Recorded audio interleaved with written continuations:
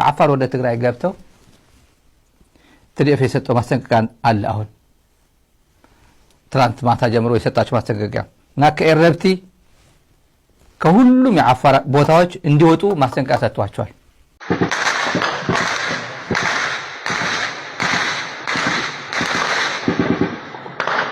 متقعتي تخفيت لك بالعفار خسيس له ركب حزب المنقسن عفار هو حات متقع تخفيت لي شدشت من درات وانت وغضاطير لك بالعماسيوم مقلت اوتي له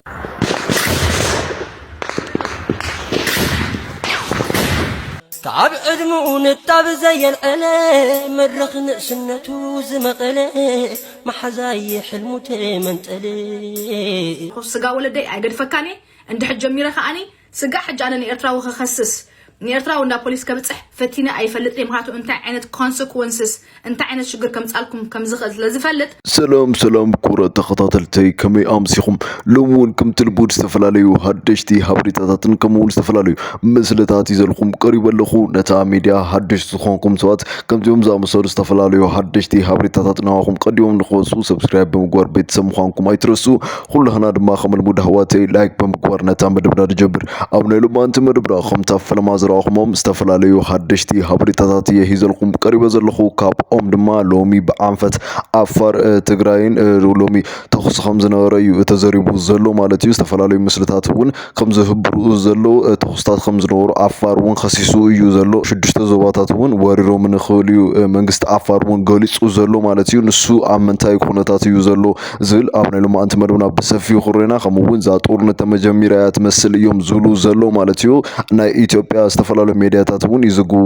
ጀሚሮም ኣለው ንሱ ኣብ ናይ ሎማንት መድብና ናብ መንታይ አንፈቱ ይዝኸር ዘሎ ዝኾነታት ዝል بسفيو خرينا خم أول لومي استهالين سفه زوالة مجلس إيو هيو زلو لومي أمونجو تجرين إيرتريان خمون أفارن زلو قداي نامنتا أنفتو يزخر زل بسفيو سفه زوالة مدويو عداليو زلو نسوون ناتو مجلسون بسفيو أمنا لومات مدونا خرينا خم أول لومي ودي جانو زبال إن دهلاك بتعمي أواردوا نيرو مالتيو نساد ما لومي خسكاي خطول أفراري هاتو على هجون دما خاصية ياتل زلا ناتا قداي ونامنتا أنفتو يزخر زلو زل بسفيو خرين عمنا لما أنت مدرنا نزيو من خالقوت نستفلاليو حدشتي حبريتاتاسن خمو استفلاليو مسلتات مزناق مسلتات ونيه هيزلكم قريب زلخو نتا ميديا حدش تخونكم ساعت سبسكرايب بمقوار بيت سمخانكم ايترسو كلنا دما هواتي لايك بمقوار نتا مدرنا نجمر اسكا كما جمر دما خوننا هواتي بتا مزناقت مسلخن جمر زهاونا ناي مونيكا خوف ابيليو خيلوا زلو بتعمي مزناق اسكا تا مسل دما تخطاتينا نملس هواتي كاب فلتر وس أوصل حرز زادتها فرفعت حرز تبغى ما كنت تخافلوا لي تخجوا تخافلوا لي توعابي ندي تخافلوا له أي صحاحة عن المساحي فلتر غير قالوا بنا زعينا 5 دينار لبستك 5 كلها خلق وس أتفطين هالطاقة يا أنا هنا بعيننا نشرا زناتنا عارف زناتنا نقبر زعفنا ناتنا نقبر سموز ترينا نقبر سموز ترى ديك ده بعرف سلاسي أتاقما فلتر حبيت خيلو بايكي كتر أنا أحط كل السغلة اللي بستيك بزيت كواس إذا عيني أحط ناس بد سلاسي أتقولي أنا سلاسي حكينا معنا بطعمي يخيلوا زلو اسكا زلكم حساب صافونا بمغزال ما شاء الله بزعبا وقيو زي دال زلو مالتي اسكا تمسل تخطاتنا المرس مزناقيو ناتي وتادر عتق زعطو وتادر حزب عليك اتخلي تدان مولو تتسلع لي باجت تلا انا راح نصيهم كيبلين تلا من يغسل العالكار من يغسل العالكار وغنزب على امتي برت على امتي اخوان انت خبي مشينا نحن نورد لنا انت ببرت كاك تيك هتورد لا وكازنا نقول من انت ودنا خمم قلت اسكا زلكم ريتوكم ابطكم تصافونا بمغصال دما اذا افت مسل تريوا زلكم ابغريمو دراما يا تسرح لهم افقركم زلو يفلطيو لهم دما احفيرات يا زلا اسكا تا مسل دما تخطاتينا نملس هواتي اماتيقا بسحو تاودي أنا من تمتن خيدي ما كلام انت ترى لك فنجل لنا حبشه كلها صعده يبزع تطمتت نون صعده تطمتت نص صعده يبك صعده عندك صعده يقطع أنا هم مسخلة خندق أسعد خدمت مسخلة خندق ما أنا أسعد خدمت شمعي الله خلاه ندبه شلت كم يرك أي تتلمسني كم بك تتلمسني رجال مو نداني كله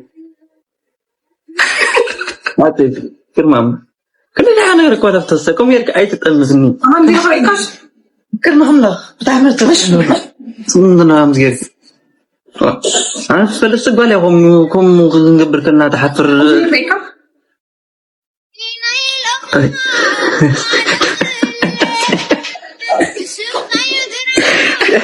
يا سنة أنا قرأت مسي نورمال ما تغوري بامو كوري لك ده نورمال نورمال الحين ساعات خاصة لك كم بسكت ولا غلط بالله فكا فشخ وكا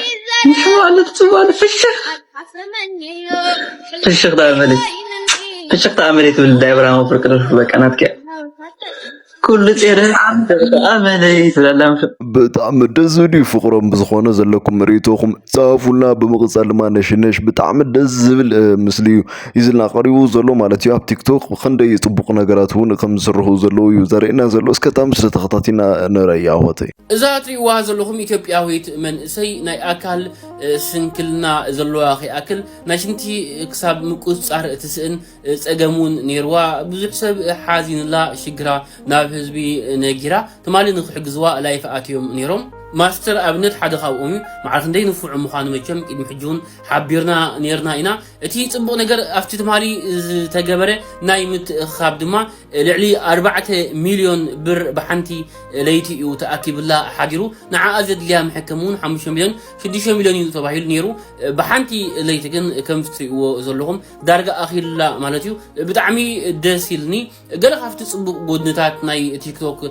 نمبالي دما نباهم بقربو وسينة بزحات أجمع زلهم بزحات شجر زلهم أب تيك توك تحجزهم أب تيك توك تدقفهم يوم نخمس عينة مع الله كوع الكل مع حبره وميلاد ما دس يبلك أي بعرف شاء تهزبكوا إثيوبيا قلت راديو كن ولا ناي هزبي إرترا بزح جيس عقومات زرقنا نفلتنا بزح سبون يحجزيو قرب أبزح جيزي أجمع ندع بزح مسيو وبزحات حجز دليو يخونوا تي ناي محجز نجر قرب كم تقدم قصة أي ترينغا بعرف شاء تي نقبرم التحجاز نعي كم سب دسي زبلني زلنا صبغ نايم التحجاز نجر أي نتفايو قبل يدلي مالتي بعبيد ما كاب تسجم وتسجم فتاري يدحنا نزحفتنا نقع حقوسات تسفى قبر أب حكمنا رخيبات ما ملو كابزي تسجم زي كتكلاجل برغم عالتي أي سالنا جاز يعني شنش كاب هاجر جرمن اسك مغصل ما خمتا فرماون زغلصنا يلومي بتعم حريقه يا زلاد هلاك نتي ود جغانو زبال ودون قتلكاي قمون كاسركاي اندوال تفرارحو الله مالتيو خسكاي ون يا تولو زلا اسك تامسل دما تخطاتينا زملس افت مسل زتريو زلخم بيچا غزا زلو يو از ودي سغا ولدي ايغد فكاني اند حج جميره خاني سغا حج انا ارتراو خخسس نيرترا وندا بوليس كبصح فتينا ايفلط يمهاتو انت عينت كونسيكونسز انت عينت شجر كم صالكم كم زخز لزفلط كلا حواتنا يوم كلا خاب زي مفلاط يوم ندابلنا سقيلنا اذا كن قبيلو حج انتي كوينو زخونه سب فيمس كخون زدل سب سلخا تقيعو شمكان دي شمكان يبكا اذا اي فيمس مخان راي كون ديرداكم دلو نتنا هنا حبرتسب نتي ارتراو زبحال حبرتسب معرخن دي رسحاتن غحافن تمصلوهم دلهم ايرداكم يدلو حسابكا بحالك أخذ جوسكس there is nothing wrong with it أنا كم تقول حاجة سبت جبره نزا قال حاجة سبت بحال قال by the way فتيا مويته مهناتو بحالي كتب الكلا نتن عديتاتنا زجبره لك عن عينات مثل اسك مقصل مهواتي كم تفعل ما بون زغلصنا يو لومي امونغو تግራይን አፋርን ኣብ ዶባት ከምውን ኣብ ኤሪትሪያ ዶባት ተخص ከም ዝነበረ ተዘሪቡ ዘሎ እስከ ዘሎ ኹነታት ታይዝ መስል ዝብል ድማ ዘሎ ኹነታት ተኸታቲና ንመለስ ኣዋተይ ዘን መስልታት ዘለኩም ሪቶ ድማ ኣቦታኹም ጻፉልና መጥቃዕቲ ተኸፊትለይ ክብል ዓፋር ኸሲስሎ ርክብ ህዝብን መንግስትን ዓፋር ህወሓት መጥቃዕቲ ተኸፊትለይ 6 መንደራት ወን ተቆጻጽርለይ ክብል ኣማስዮም መግለጫ አውጥሎ ነሲብ ድማ ብዙሓት ጨኒቅኩም ዘለኹም በወገን ቢሮ ሰላም ንጸጥታ ትግራይን ህወሓትን መግለጽ ክሳብ ተዋህቦ ተረጋጊኹም ደቅሲኹም ሕማቕ ይስምዓና ናይ ፀባሕ ሰብ ይበለና ዳሕና ሓደርታ ፕሪቶሪያ ፈሪሱ ዳግማይ ንህዝቢ ትግራይ ኩናት ክውጅሉ መደብ ከም ዝሓዙ ብርሃን ጁላ ከኣንደወቶ ተናጊሩ ኣሎ ተማሊ ዝኽሪ 50 ዓመት ሰሜን ህዝቢ መጥቃዕቲ ወይ ድማ ክሕደት ተፈጸመሉ መዓልቲ ብዝብል ዝኽርና ጎነሮም ኣብ ዝኽር ድማ ጮርሖም መቸም ኣይንርሱዒ ከይድገም ብዝብል እዩ እና ትለዓበየ ውዕል ተራ ክፈርስ ዝኽእል መንገዲ ንግግሩ ሕወሓት ወይ ድማ ወያነ ከይጥፋእኻ ኢትዮጵያ ሰላም ኣይትረኽቢ ኢልና ኣሎ ናይ ፕሪቶሪያ በዓልና ግን ውድ ሕወሓትን ፌደራል መንግስትን ምዃኖም ያንፈልጥ ሶ ሓዲኡ ተደራደር ኣካል ይጥፋእ ተልኻ ውዕል ተራ ብኦፊሻል ፈሪሱሎ ካብዚ ተገንዚብና ተጋሩ ናብ ሓደ መፂና ተነጋጊርና ሓድነትና ክነስጥም ይግበና እዚኦም መቸም ከም ዝድቁስና ክንዕዘብ ክኢለ ኣለኹ ከም ግሌ ማለት እዩ ይቐኒለይ ብጣዕሚ ዝህዝን ብጣዕሚ ዝህዝን ናብ ኮይናት እዮም ዘምርሑ ዘሎ ማለት እዩ ኮይናት እውን ዳርጋ ከም ኣብ መጀመሪያና ንርከብ ማለት ብጣዕሚ ዝህዝን እስከ ዘለኩም ሪቶኹም ድማ ቦታኹም ጻፉና ንማጊሾን ካብ ማህበራዊ ሚድያታት ዝፍለጡ ከምውን ደረፍቲ እውን ከይተረፉ ሎሚ የአክል ሁሉ ዮም ተሰሚዖም ዘሎ እስከ ዘን ምስልታት ተበክታቲና ንመለስ ዘለኩም ሪቶኹም ድማ ቦታኹም ተጻፉላ እስቲ ንስማ ነዚ ጥሒሶም እንተ መጽኦም እውን ውሕድ ሓይሊ ውሕድ መስዋዕቲ ኣብ ዝሓፀረ ግዜ ተዋጊእና ክንስዕር ዘኽእለና እዩ ህዝብና ናብ መረበቱ ዝምለስ ኣብ ትሕቲ ወራር ዘሎ ህዝብና ነፃ ዝወፅእ ግዛኣትና ነፃ ዝወፅን ናብ መረበቱ ዝምለስን ባዕልና ናይ ፀጥታ ሓይሊ ምስ ህዝቢ ዝወገነ ናይ ህዝቢ ኣለንታ ዝኾነ ሰራዊትናን ምምሕዳርናን ጥራሕ እዩ ብጀኖሳይድ ዝፈፀሙልናን ብኽሓትን ኣይምለስን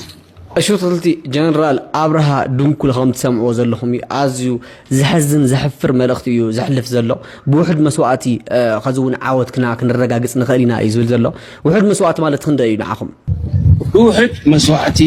ኣቱም መራሕትና ማለት እዩ ውሕድ መስዋዕቲ ዝበሃልስ ክንደይ እዩ 300,000 200,000 50,000 ባይዘወይ ሓደ ትግራዋይ እውን ዋጋ እኒአዎ እዩ ንዓኻትኩም ምናልባት ውሕድ መስዋዕቲ ትብልዎ ዘለኹም 50,000 ሰብ ክስውእ ለኹም እሞ ዓወት ክርከብ እዩ ግን እቲ 50,000 ኸ ንምንታይ እዩ ዝስዋእ ንምንታይ ከዚ እውን ጀነራላትና በይዛኹም ልቢ ግበሩ ካብዚ ፈኸራን ትዕቢትን ውፁ ከዚ እውን ህዝብና ናብ ዘይኮን ዘይተደለየ ኩናት ከይትእትይዎ በይዛኹም ትትማል ተኸፈለ መስዋዕቲ ኣይተራኽስዎ ቶም ትማል ዕዋትና ዝተሰውኡ ንሕና ብሰላም ንክንነብር እዩ ግን ትማል ሳቶም እውን ተሰውዮም ከዚ እውን እስኻትኩም ተሰውኡ ትብሉና ኣለኹም ውሕድ መስዋዕቲ እንደይ እቲ ውሕድ መስዋዕቲ ስለዚ በይዛኹም ጀነራላት ትግራይ ኣመራርሓት ትግራይ ልቢ ግበሩ ካብዚ ኩናት መስዋዕቲ ውፁ እሹ ተኽልቲ ናሎም ዓንቲ መደብና እዚ መስል ነይሩ ኣብ ዝቕፅል ቪድዮ ከዓ ንጋናይ ሞችኹም በብልኹም ሰላም ኩንለይ ስያ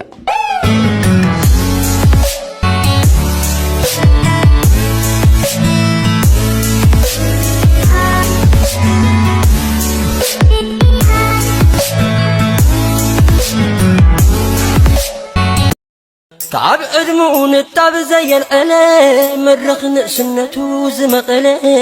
محزاي حلمته منتلي كعب عدمون الطاب زي العلا مرخ نقسنته زمقلا محزاي حلمته منتلي نابيت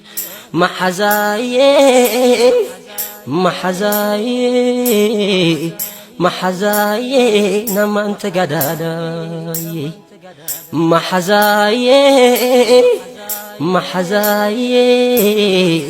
محزاي نما انت قداداي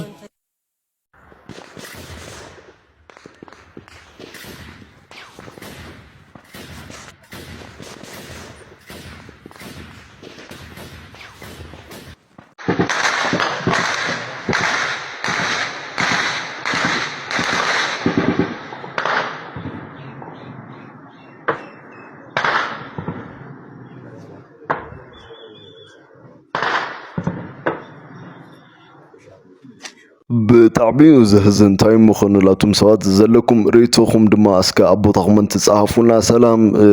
ከም ንደልውን ቅድሚ ሕጂ እውን ሎሚ እውን ቅድሚ ጽባህ እውን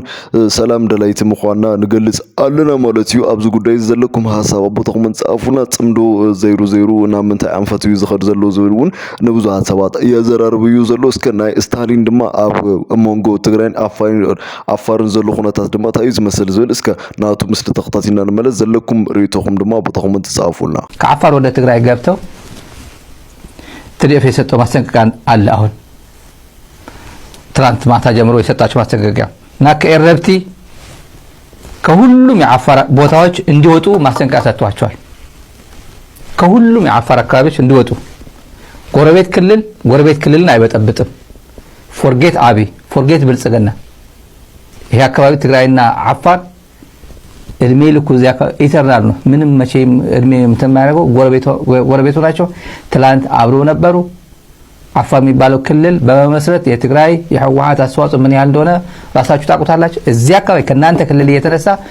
እኛን ህዝብ ወደኛ ህዝብ ላይ ሞርታር የሚተኩስ አንድ ታጣቂ ካለ እርምጃ እንወስዳለን ተብሏል። ድንበር አካባቢ ያለው ውይይት ነበር ዛሬ። ጠንከር ያለው ውይይት ነው። የሀገር ሽማግሌዎቹ ሄደው ወረዳ ሄደን ተነጋግረናል። ወደ ዞን እንሄዳለን። ደግሞ ከነዚህ ሽፍቶች ነው የሚሏቸው እነሱዋቸው ከነዚህ ሽፍቶች ጋር መነጋገር እነሱ ሳነጋገር ከትላልቆቹ ከአዛዦቹ ጋር እንነጋገራለን አሏቸው። ከአዛዦቹ እየተባሉ ያሉት እነማን ናቸው? አዲስ አበባ ያሉት ይሄ 550 ሺህ ነው 650 ሺህ ብር በወር የሚከፈልበት ቢሮ የተከፈተላቸው አዲስ አበባ 550 ሺህ ብር ቢሮ የተከፈተላቸው ሚሊዮኖች እየበጀተ ወጫቸው የሚሸፍንላቸው ቤት ሰጥቶ አዲስ አበባ ማንቀሳቀስ ሸራተን አዲስ የሚያስኖራቸው ከነሱ ጋር እንነጋገራለን አሉ። አፋር ሁለት ቀን ግን በሁለት ቀን ጠራርጋችሁ ካላስወጣችኋቸው ብሎ መመሪያ ሰጥቷቸዋል። ማስጠንቀቂያ ቢጤ ነች እና እነዚህ የሀገር ሽማግሌዎች በሙሉ እሺ እናስወጣለን ብሏል። ዛሬም ቀን ዛሬ ሮብ አይደል ሲተኩሱ ነበር በሞርታር ወደ ቲዲኤፍ አካባቢ በሞርታር ሲተኩሱባቸው ነበር እና ጻድቃን የሰጣቸው መመሪያ ጻድቃን የሬዲዮ ግንኙነቱ ተጣልፎ የሰማነው ልንገራችሁ። የሬዲዮ ግንኙነቱ ተጣልፎ ትንሽ ተረጋጉ አላቸው። ረገበሉ አላቸው። ተረጋጉ። ከዛ ተረጋጉ ሲሏቸው መመሪያ ሲሰጥ በሬዲዮ ግንኙነቱ መንግስት ፌደራል መንግስት በላይም በታችም እርዳታ ይሰጠናል። ከላይና ከታች ማለት በመሬትና በአየር ድጋፍ ስለሚሰጠን ተረጋጉ ብሏል። እነሱ ዛሬ ሳይረጋጉ አሉ። በሞርታር ትዲኤፍ ላይ ሲተኩሱ አሉ። የተረጋገጠ ነው ይሄ ጉዳይ። ሲተኩሱ እነዚህ ምላሽ አይሰጡም፣ ግን ሲተኩሱ አሉ። ተረጋጉ የሚል ግን ከጻድቃን ተሰጥቷቸዋል። ከላይና ከታች እርዳታ ይሰጠናል፣ እገዛ ይሰጠናል ፌደራል መንግስት ሲሉ እንደዋሉ መረጃ አግኝተናል ከትግራይ አካባቢ። ይሄ በሬዲዮ የተደረገ ኮሚኒኬሽን ነው እና ይሄን ተከትሎ ምናልባትም መኮኒ ጨርጨር አካባቢ እስከ ቀኑ 6 ሰዓት በኢትዮጵያ አቆጣጠር በግዛ አቆጣጠር እስከ ምሳ ሰዓት አካባቢ ማለት ነው 6 ሰዓት የድሮን ቅኝት ሲያደርጉ ብሏል ፌደራል መንግስት። በድሮን ሌሊት ጀምሮ ጧት ንጋት አካባቢ ጀምሮ እስከሚደይ በድሮን አካባቢ ሙሉ ቀኑ ሙሉ በድሮን ቅኝት እንደዋለ ሰምተናል። ይሄን የአፋር ልዩ ኃይል የመከላከያ ሰራዊትም ዛሬ የሰማ ነው። የአፋር ልዩ ኃይል እና የመከላከያ ሰራዊት የፌደራል መከላከያ ሰራዊት ወደ አካባቢው ሞር የተጠጋ እንደሆነ ሰምተናል ዛሬ አመሻሽ። የአፋርም የፌደራልም ወደ እነሱ ያሉበት ቦታ እየተጠጋ ነው። አብሮ ነው ይሄ ሞርታር የሚተኩሱት አብሮ ሆኖ ነው ከመከላከያ ጋር አብሮ ሆኖ ነው። ይሄ የወደንጥሩ የጻድቃን ልጆች አብሮ ነው የሚተኩሱት። ይሄን በተመለከተ የዛሬ የነበረው ውይይት በአፋርኛ የተነገረ አይመን የነበረው ውይይት በትግርኛ እየተረጎመ የሰጠው አንድ እንትናል መልእክቱን ትንሽ ላሳያቸው የነበረው ሁኔታ ለማሳወስ ነው። ካወካ ነክለም አይነሱ ገኒ ወደገገሪ ነሱ አና በሐት ገላግና ወጥኔ ማዋኻት መጥኔ ነው ተማሪ ቢሰይ ወኪ ተነጋግረናል። ከነሱ አላህ ይርዳን ነው ሰምተውን እነዚህ ታጣቂዎች ከአካባቢያችን እንዲወጡ አላህ ይርዳን ነው እነሱ እንዳሉን። የወረዳና የልዩ ኃይሉ አዛዦች እንዳሉን ከአዛዦቻቸው ከአለቆቻቸው ጋር እንነጋገራለን ብለውናል። አሁንም ደጋግመን እንሄዳለን። በህይወት እኔ ሽማግሌ ነኝ እድሜ እንደምታዩ ሽማግሌ ነኝ በህይወቴ ያላየሁት አይቼው ማላቀው አሁን ያየሁት ወታደሮች ሆነው ሸሽተው ወደ ቤታችን ውስጥ ተደበቁ እኔ በህይወት አይቻላቅ ወታደር የግለሰብ ቤት ውስጥ መጥቶ ሲደበቅ ያየሁት አሁን ነው የትላንት ማለት ነው ከበድ ያለ ነገር ነበር ገጥማቸዋል ማለት ነው ቤታችን ሄዶ ተደበቁ ነው የሚሉት ሌላ ይሄ አይ ቲንክ የአፋር ክልል የሀገር ሽማግሌዎች እና ሐጂ ኢብራሂምም መስማት አለባቸው እና ሐጂ ኢብራሂም እዛ ያው ትግል ላይ ያሉት አወል አርባ የሚፈጽመው ወንጀል የአፋርና የትግራይ ህዝብ የወደፊት ግንኙነት ጭምር ጠባሳ የሚፈጥር ነው ጥቁር ነው ይሄ በጣም መጥፎ ታሪክ ነው የሚሆነው ስለዚህ ይሄ በአግባቡ ብልጽግና እንኳን ላድርግ ካለ ያለ ህብረተሰቡ ተሳትፎ ያለ ህብረተሰቡ ፍቃደኝነት ሊሆን ስለማይችል የሀገር ሽማግሌዎችም የየአካባቢው የሃይማኖት መሪዎችም ወጣቱም ሁሉም ይሄን ዲስካሬጅ ማድረግ አለበት ኖ ማለት አለበት ብልጽግና ያለው አዲስ አበባ ነው አዳማ ነው ባህር ዳር ነው አፋርና ትግራይ አብሮ ነው ያለው ጎረቤት ነው ያለው ማንንም አይደርስልህም ለትግራይም አፋር የሚደርሰው እርሱ በርሱ እዛው ያለ ነው እንዳይመስላችሁ ዛሬ የብልጽግና ዘመን ሆኖ ምንም በማን ያለብኝነት እንዳይወር አርባና አይነት ፖለቲካ አትስሩ ምክር ነው ወንድማዊ ምክር ነው ከሚዲያ የሚጠበቅብን ምክርም ጭምር ነው ወደ እናንተ የምናደርሰው ሌላ ተመልካቾቻችን ሳሙራይኑስ የቀርሞ ኢታማዦር ሚዲያ ላይ ከቻለ አዲስ ዘመን ላይ ዘሎ ኩነታት ከምቲ ዝተኸታተልኩም እዩ ዝመስል ማለት እዩ እስከ አዘለኩም ሪቶ ሐሳብኩም ጻፉና እና ድማ ሰላም ኩሉ ሰላም ምዃኑ ኢና ሎምውን ንዛረብ ዘለና ማለት እዩ እስከ በኻሎት መደባት ድማ እስካብ ረኸብ በዘለኹም ሰላም ረኽዋን ትኾኑ ላይ ከብልበይ እንዳተመነኹን ሎማ አንስ ነርና መደብኩም ተስተኸታተልኩም ዝመስል ነይሩ ላይክ ምግባርኩም አይትረሱ በኻሎት መደባት እስካብ ረኸብ ሰላም ሁሉ ላይ ቻው